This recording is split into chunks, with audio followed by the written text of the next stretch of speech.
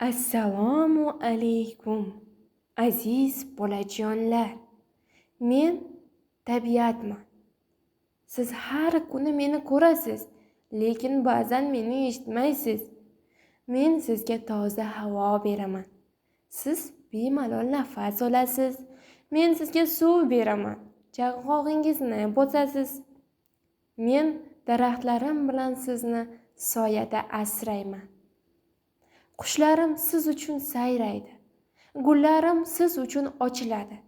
Ammo oxirgi paytlarda men biroz xafaman.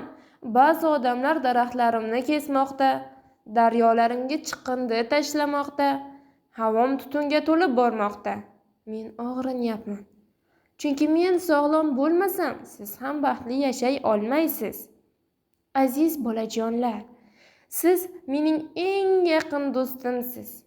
Iltimos, suvni isrof qilmang, gullarni uzmang, chiqindini yerga tashlamang, hayvonlarni asrang.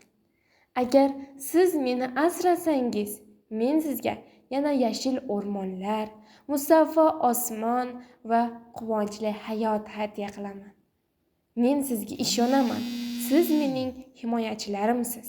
Mehr bilan sizning tabiatingiz.